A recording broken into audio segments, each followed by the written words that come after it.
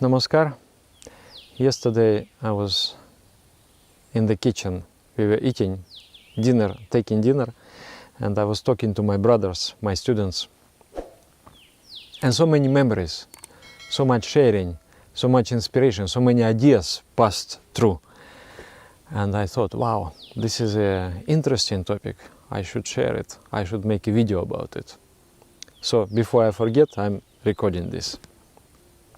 This video is about abundance, prosperity, courage, service.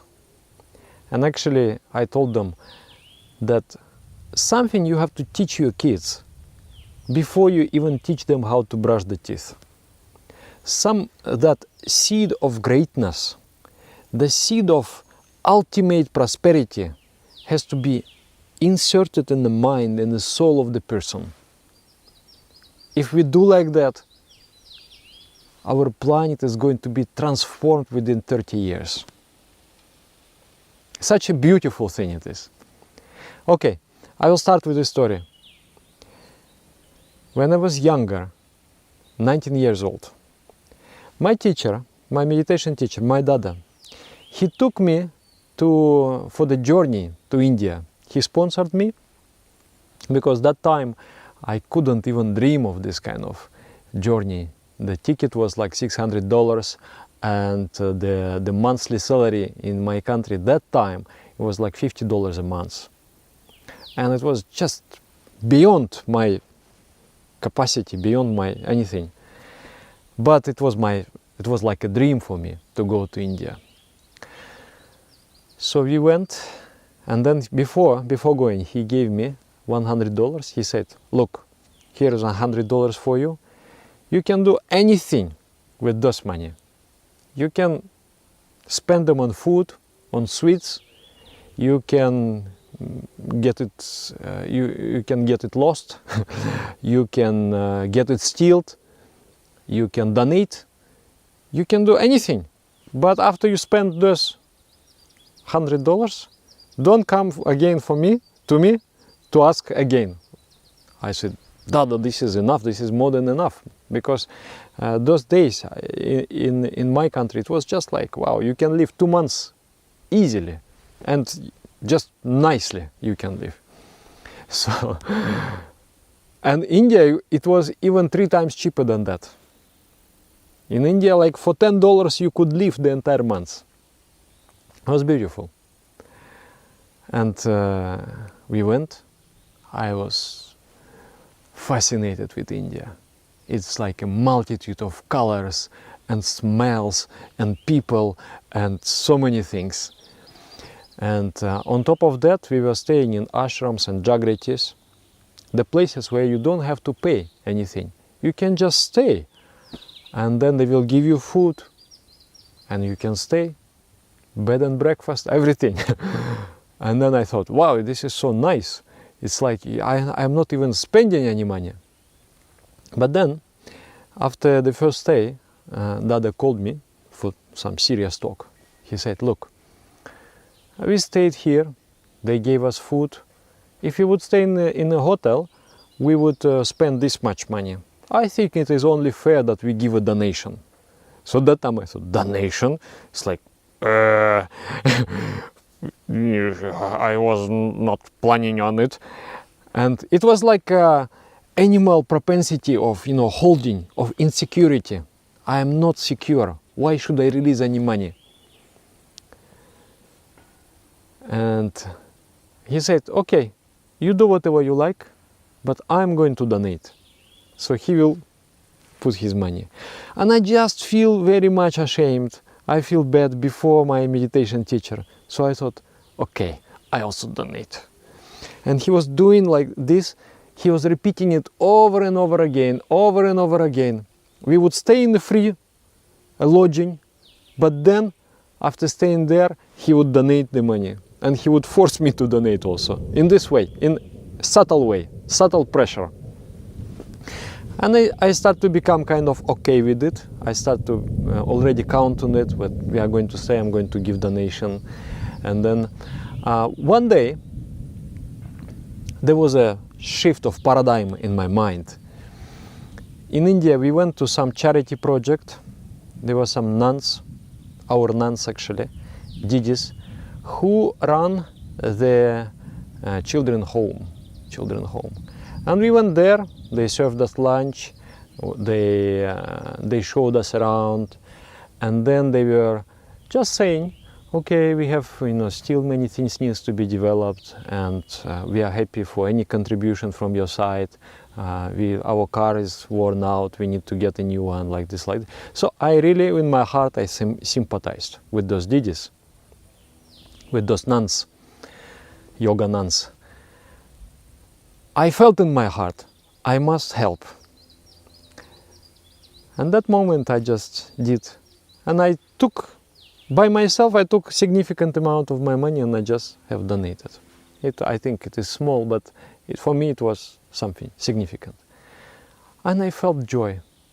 So this shift in the mind, when you feel pain and then when giving, and then you feel joy when giving, that is what makes you a rich person. That is the shift of paradigm. From that moment, actually those nuns, they have created heaven for me. Because they helped me to move forward with that. So, and then rest of the money, actually I wanted so much to spend the money on sweets, but then somehow sweets became unimportant. Then I bought some goods, I came back to my country, and then I sold those goods with the market price, and it was like 3 times more. I got like $300 or $250, I don't remember how much, but it was more than what I was going to India with, and it helped me to survive for some time. So that was the first. And then in my life there were several like very, very significant changes, and very significant also I understand that it not only reflects on your feelings, on your inner joy, and creates like when you help somebody, some strong project, you feel a little bit spiritually uplifted. It's like your meditation is better, you feel joy in the heart, you feel alive. So that itself is very worthy. But there is another aspect to it, which I discovered later. Another aspect is that when you overcome your insecurity and you contribute to something, you help with something, without, this is very important, without expecting anything in return, but when you do it out of pure joy, that creates a certain loop, and that it uplifts you economically also. Like there was this, I think last year, or 2 years ago, I think, we were doing the land purchase in India, because the place where our Guru was born, we decided let us buy some land there and let us develop social service project there. Land is incredibly expensive in India. Billion people are there, and the land is not multiplying, the people are multiplying, the land is not becoming wider. So the land is only going to more and more, is becoming more and more expensive. So when I first heard the numbers, I thought, well, like, this is insane. I have no close to that kind of resources that I need. But then my friend started to do this project, and he said, Dada, I need your help. And because I love him so much, and because I trust him so much, he's like a man of his word. Whatever he will start to do, he will finish it. I said, okay, Dada, I'm with you. I'm with you, whatever I can, I will help you. But in my mind, I have created this sacrifice, that it means that my project in my country, the houses that I've developed, the retreat center, that has to go with some, it has to wait with the development. I thought, okay, this is more important. I wish anyway, we can wait for some time.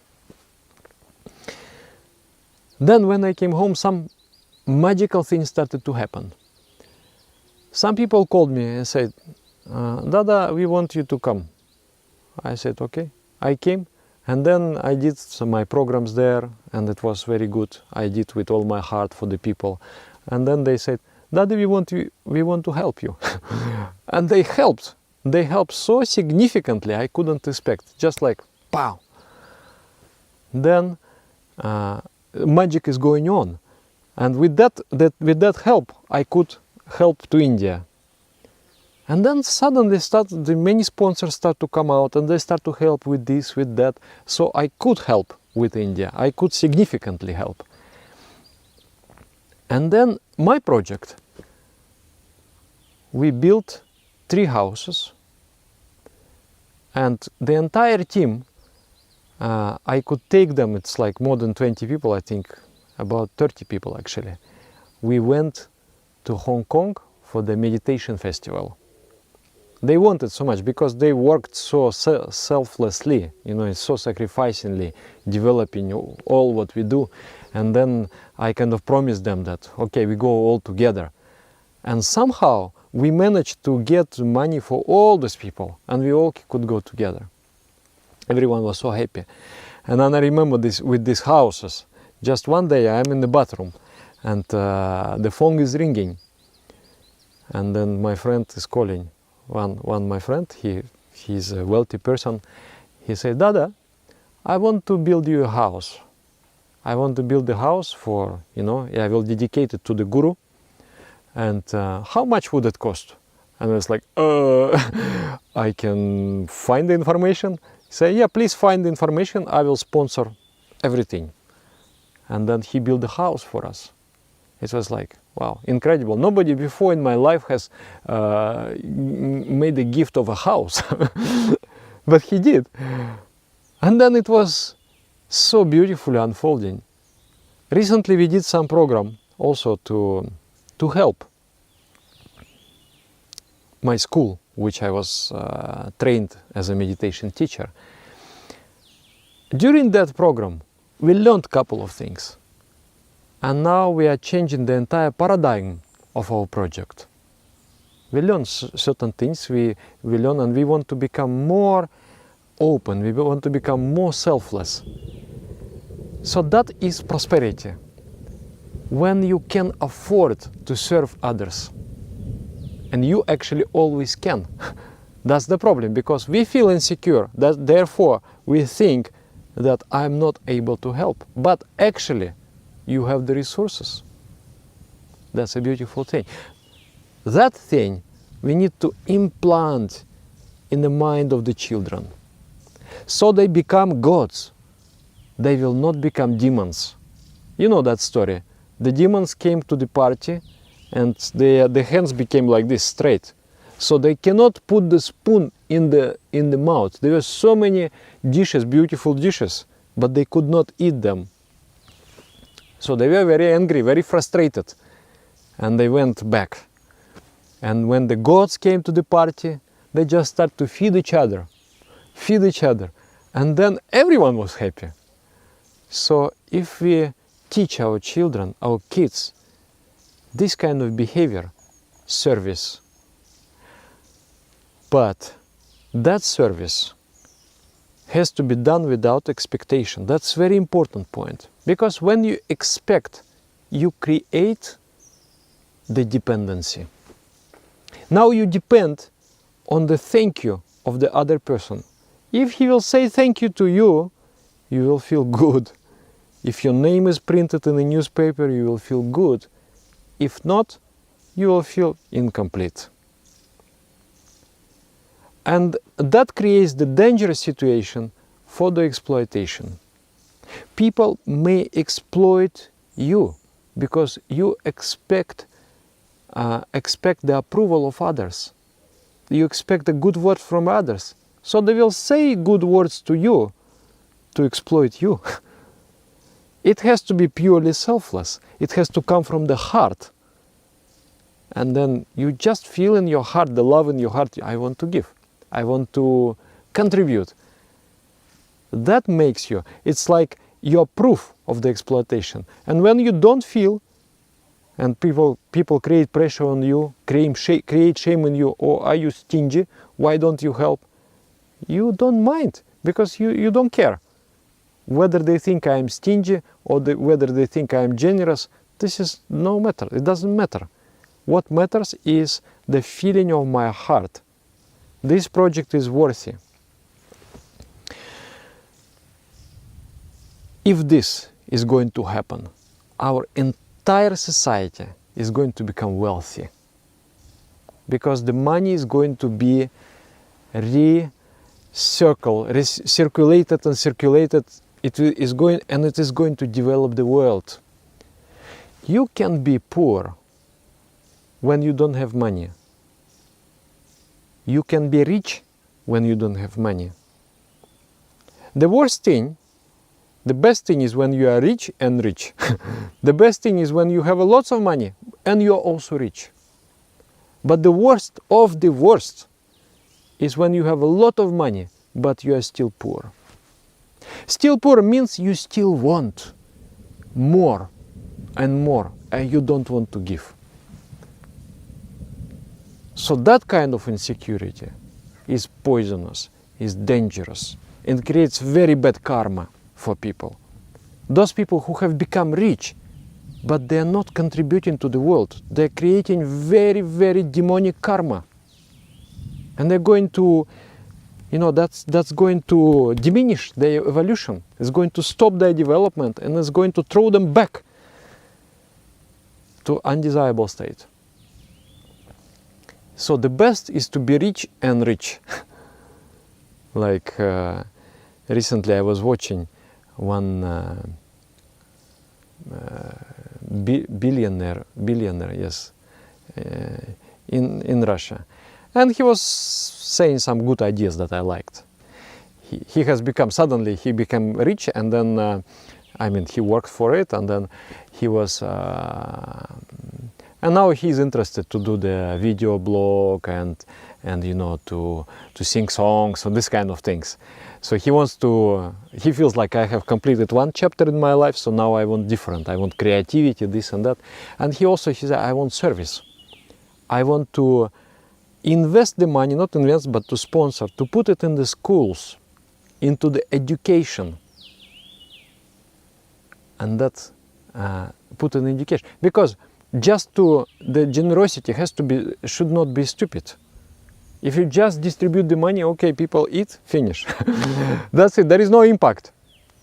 But if you think, what is really gonna matter? For example, if you feel yourself, I am the owner of the entire Earth. This planet Earth is mine. What I'm going to do? And I have this much resources. Let's say I have $1,000 trillion. So what I'm going to do with those money first?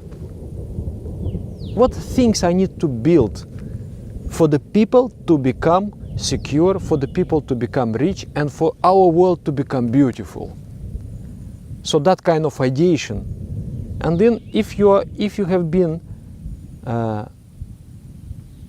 without money but rich, you come to that when you have money but still rich. Then here your life matters. Here you're still contributing. Here you're still making the world better. And here you make the world the best. But if you are here hungry and poor, and then you are here also hungry and poor, then this is the worst of the worst. This is a very important idea. And how to teach our kids this attitude? Only through our own examples, through many stories, to show the children the generosity, the service. Wow, it's beautiful, isn't it?